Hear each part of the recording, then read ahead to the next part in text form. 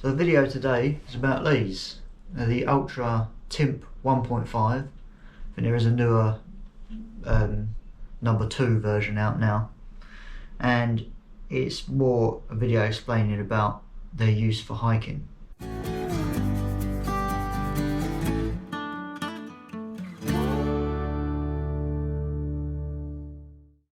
Reason being, there's a lot of bit of a craze going on about, you know, using lighter footwear, trail runners. So it's been going on for quite a while now, and people sort of realising that you don't need big, heavy, clumpy boots all the time for hiking, depending on what you're doing.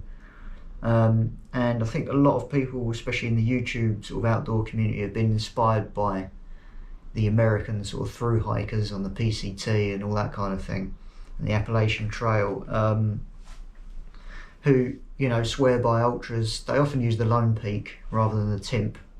When I was looking at these, I just sort of saw that there was a massive price difference between the two, and there wasn't much difference in their design, so I just went for the cheaper ones, really. And yeah, I think a lot of those people are, I'm not going to say professional hikers, but you know, they're very experienced and they're following a trail that's really, really well trodden.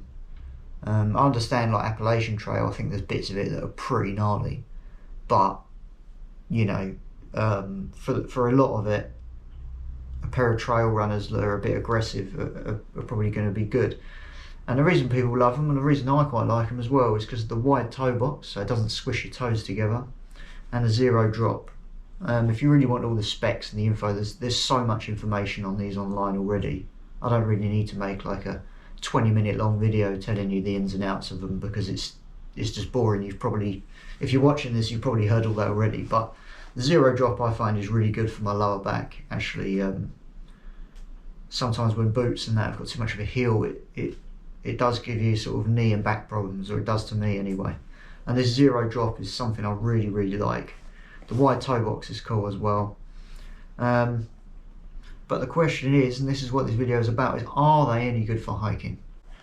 For me, I would only ever use these in summer anyway. I live in England, it's wet, it's muddy, there's clay, chalk, everything. It just, footwear like this would get ruined so quickly, and it's not cheap, and your feet will get wet, and I get really cold toes anyway, so I can't really be dealing with wet feet, unless it's like the height of summer and they dry quickly, and these probably will dry quickly. And so for easier walks in the summer, like coastal walks or something like that, these are really good because they're so comfy.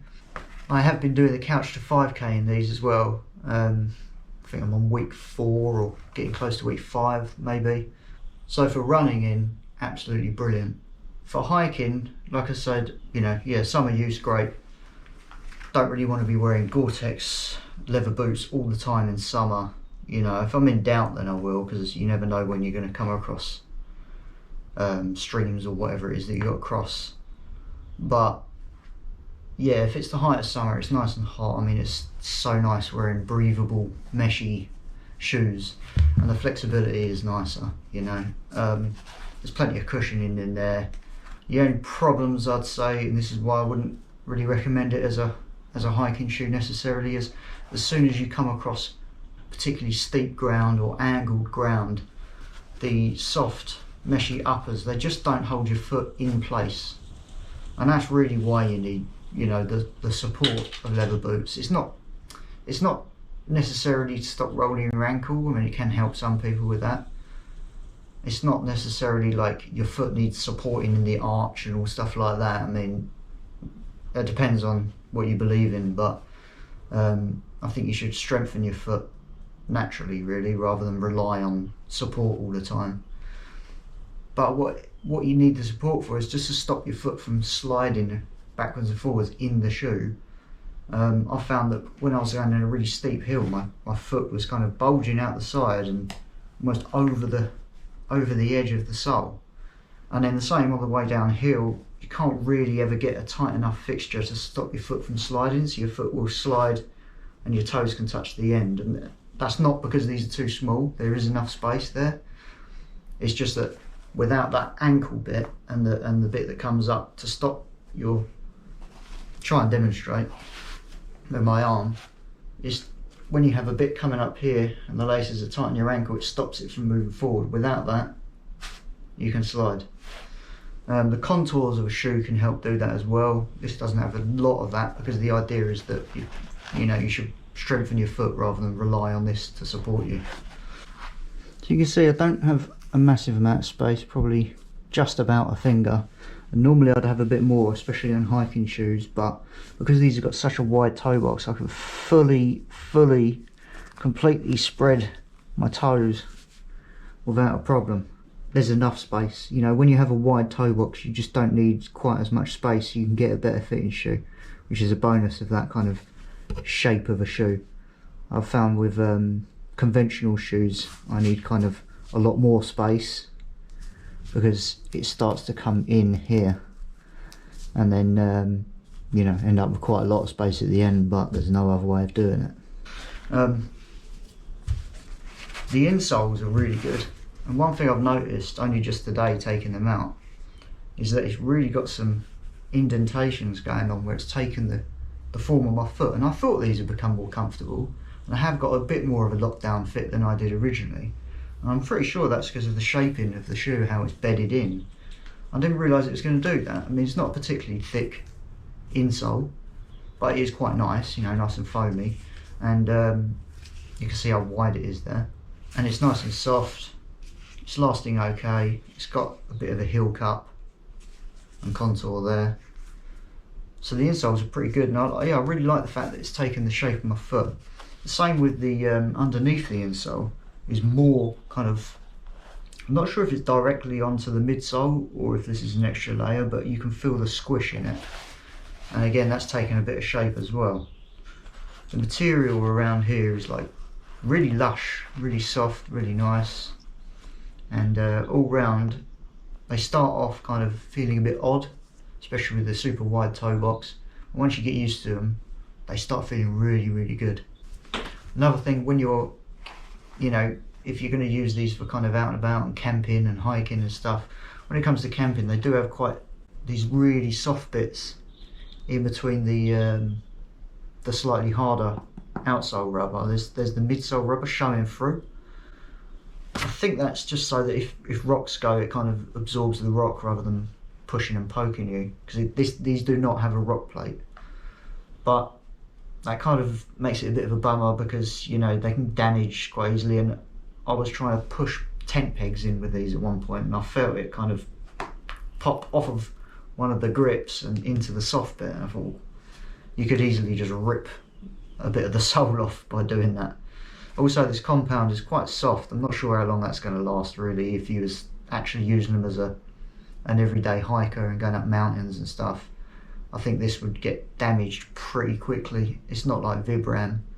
Some of their Ultra shoes do have Vibram soles, so maybe they're a bit harder, a bit tougher. But it does have good grip. It's also got like gaiter trap bits. There's loops on the side, and there's Velcro for like little running gaiters. I haven't ever used that. And there's this bit at the back which I'm not really sure. I think it's some sort of I don't know, an extra brake to stop stones and stuff coming up. I'm not sure exactly. So, you know, I'm a bit oblivious to the ins and outs of what makes this so useful as a trail running shoe, because I'm not really a runner. I got them from the point of view of hiking, and now I'm using them for short runs. But I do think now that they're worth having.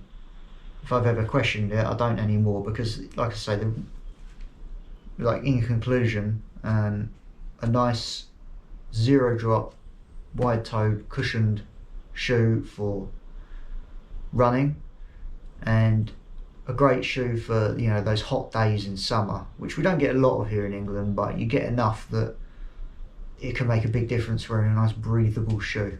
So yeah, if you want to give them a go, you know, if you want something for just sort of easier, flatter summer walks in the heat, maybe coastal walking, something like that. There's a bit of up and down, but you know, nothing too intense, not mountains or anything. And you like the idea of the extra toe space and zero drop. then I'd say take a punt on Altra, but just shop around and look for sales and get them for a decent price, because the retail price is a little bit ludicrous really. It's okay if you're really into running and that's your thing, and you know, you run every day and you run marathons and stuff, but if you're just an occasional jogger and hiker like me, you don't want to spend 120 quid on a pair of trainers. You know, you can spend that money on a pair of decent leather boots. So you know, just look around, shop around, get them on offer or something, and give them a go. If these features interest you, I would say they actually are good. Just don't expect them to be for everyone when it comes to like serious hiking and mountains and the wet British winter and autumn and summer and spring and basically all year round. But yeah, when it's wet and muddy, it probably is not going to be your thing unless you're a bit of a maniac or you like to wear waterproof socks that make your feet sweat. I hate them. For me personally, yes, it's worth having them, but they are not overall, for me, a hiking shoe. Thanks for watching.